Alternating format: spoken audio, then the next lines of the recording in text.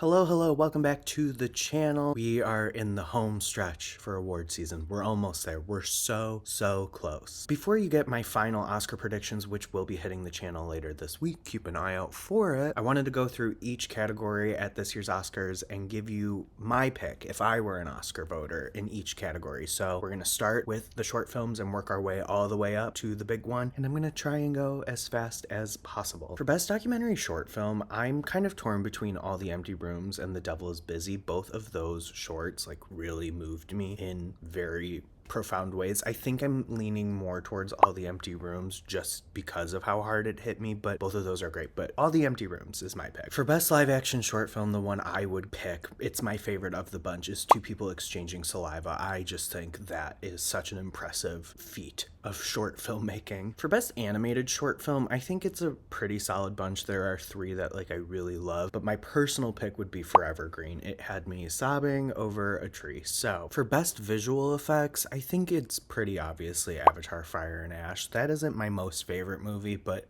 I can't deny how incredible those effects look. For best sound, I would pick Surat. I think that sound design is so impressive and so cool. What a cool nomination this is. I know F1 is probably going to win, and that's kind of what they go for, but I just think Surat did something so interesting that we don't get to see recognized a lot. For best song, I am going with Golden. I love I Lied to You, don't get me wrong, but Golden just really makes me feel something, man. I don't know. For best score, I'm also gonna go with the favorite to win, Sinners. I think that score is next level. I still listen to it. It still feels the way it felt hearing it for the first time. I love it so much. I love that it's playing with blues music, but also incorporating this horror feel to it. It's just so good. It's so good. For best production design, I'm actually gonna go with Sinners. I love Frankenstein's production design, and there is a reason it is sweeping the way it is. I just think the production design for Sinners is so fascinating. One, I just think the juke joint, so much of the movie is confined to that. It feels like a character in itself. It's so alive and dynamic and detailed. I love that design. I also love the design of the town. I think that is really brilliantly done. I don't know. I love that production design. I think it's so smart and sharp. And while it may feel simple because there's not as many sets, I still think it's intricate and impressive. For makeup and hair, I am sticking with Frankenstein. I just think the creature design for that is so unique and impressive. I loved that. On top of the monster, I just think there's a lot of other nice practical makeup work, or the body parts. It's all really great. For film editing, One Battle After Another is predicted to win, and I would also give it to One Battle After Another. I just think the editing of this movie is so integral to the experience. It's so integral in creating that chaos that permeates it. It helps it move at this exhilarating pace, but it never loses the intimacy either. For best costume design, I'm sticking with Frankenstein. Those costumes are just ridiculous. They're so ridiculous and opulent and theatrical and beautiful and really service the vision. Best cinematography, Sinners. That movie is so gorgeously shot. The horizon lines on this movie are just chef's kiss. The way that Autumn Gerald Arcpaw plays with light and the sunrise and the sunset is magnificent. And I just think the way she makes those night shoots feel so alive too. It's stellar. For best casting, I'm going with The Secret Agent. I just think this movie really captures the diaspora of Brazil and the people that make Brazil.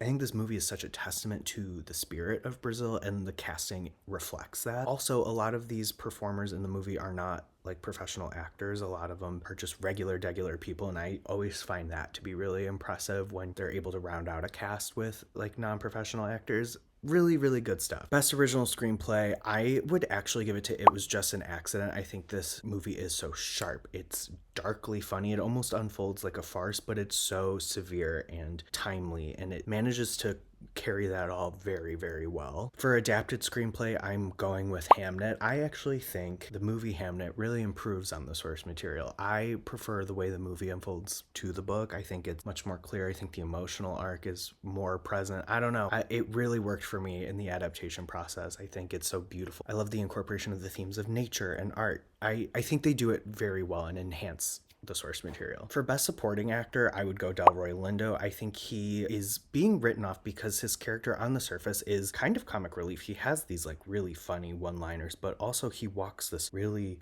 thin tightrope, right? Like, yes, he is kind of comedically relieving a lot of the tension, but he's also this very haunted, severe character. He's got a lot he's carrying, and you can feel that, especially in the monologue when they're driving by the cotton field. That monologue is so expertly delivered. It makes me so emotional, like watching him give that. He's working through so much. It's really, really impressive. And I think people forget, like, a supporting actor is meant to support the narrative, support the vision. It's not necessarily supposed to be a lot of screen time. People are dismissing him because he doesn't, quote unquote, have a lot of screen time, but that is a supporting performance. For supporting actress, for Best Supporting Actress, I go back and forth between Wunmi Mosaku and Inga Ipstadter Lilius, but I think I would vote Inga, just like slightly above, just to kind of spread some love to Sentimental Value. I love what she does in this movie. She broke me wide open. It's such a beautifully restrained performance. It's so internal, and it really, really works in tandem with everyone moving around her. She kind of is like the centerpiece, right? Like, she is an anchor for Nora. She's an anchor for Stellan Skarsgård's character. Like, she's got a lot to anchor down. My best actor pick, I would easily go Wagner Moura for The Secret Agent. I do think this is the most competitive lineup for this category we've had in years, but Wagner Moura, what he does with this role, I think it is such a great leading man performance. It takes a lot of the expectations with like a leading man in this kind of movie, and it subverts it. It's very calm, cool, collected, but it's also very emotional and vulnerable and restrained. I really, really love him in this movie. He's so good. For Best Actress, I love Jessie Buckley in Hamnet so much, but I do want to shout out Renata Reinsva. I kind of left her off my personal lineup, and then I've rewatched Sentimental Value twice since then, and I really did her dirty. I think she is phenomenal in Sentimental Value, but I do want to go with Jessie Buckley. I think people, again, are being a little weird about this performance because there are moments that are so big. Someone said to me about her that it should be best acting, not most acting, but I would argue there are so many beautiful moments as well where she's doing so very little and it's all just written on her face. This is a role that really showcases her entire actor's toolkit, so to speak. We have these big grief-filled moments, but we also have these quiet moments where she's like really seeking to understand and digest and process. I love it. For Best Animated Feature, first and foremost, I love K-Pop Demon Hunters. I'm so happy it's gonna win, but I would like to vote for Little Amelie, or The Character of Rain. That was my favorite animated movie of the year. I think it's so different. The animation style is vibrant and beautiful, and I love what it's doing with its perspective. It is all focused from the perspective of a child navigating these big culture shifting moments. I think it's really well done and so smart and so endearing. For Best International Feature, I would go with The Secret Agent. Honestly, I just think it's such a prescient and important movie for now. It's reflecting on the past and how we can be doomed to repeat it. But while it's so heavy in its exploration of fascism, authoritarianism, what have you, it's also a testament to the spirit of its people and how we can overcome such dark times together. I forgot to do Best Documentary, so I'm going to do that right now. But my pick for Best Documentary would actually be Cutting Through Rocks.